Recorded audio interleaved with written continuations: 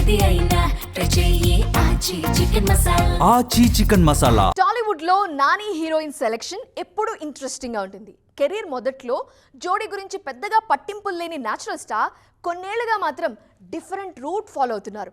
Trending బ్యూటీస్తో జోడీ కట్టడానికి ఆసక్తి చూపిస్తున్నారు. ఆ టైంలో ఎవరు బాగా ఇండస్ట్రీలో ట్రెండ్ అవుతుంటే వాళ్ళకే నానితో నటించే ఆఫర్ వస్తుంది. ఇప్పుడు అదే ట్రెండ్ కంటిన్యూ అవుతుంది.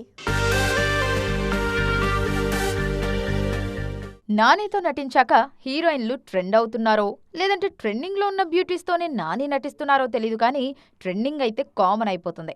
అప్పుడెప్పుడో 10 ఏళ్ల కింద నేను లోకల్లో కీర్తితో జోడీ కట్టారు నాని. ఆ తర్వాత ఆమె జాతకం మారిపోయింది.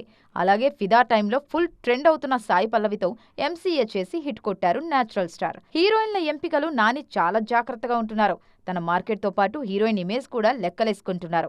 సీతారామంతో ఫుల్ ట్రెండింగ్లో ఉన్న మృణాల్ ఠాకూర్తో అప్పుడు హాయ్ నాన్న చేశారు నాని. అలాగే ఉప్పెనతో సంచలనం రేపిన కృతి శెట్టితో వెంటనే శామ్ సింగ్ రాయ్లో నటించారు. ఇప్పుడు కూడా ప్యారడైజ్లో ట్రెండింగ్ బ్యూటీ కయాదు లోహర్ నటిస్తున్నారు. డ్రాగన్ టైంలో బాగా ట్రెండ్ అవుతున్నప్పుడే కయాదుని తన సినిమాలోకి తీసుకున్నారు నాని. నెక్స్ట్ సుజీత్ దర్శకత్వంలో నటించబోయే బ్లడీ రోమియో కోసం మరో ట్రెండింగ్ బ్యూటీ భాగ్యశ్రీ బోర్సే పేరు బలంగా వినిపిస్తోంది. లెనిన్తో ఈ మధ్య హిట్ కొట్టారు ఈ భామ. అంతలోనే నానితో ఆఫర్ వచ్చేలా ఉంది. అంతేకాదు ప్యారడైజ్లో కీర్తి సురేష్ అదిరిపోయే స్పెషల్ సాంగ్ కూడా చేస్తున్నారు.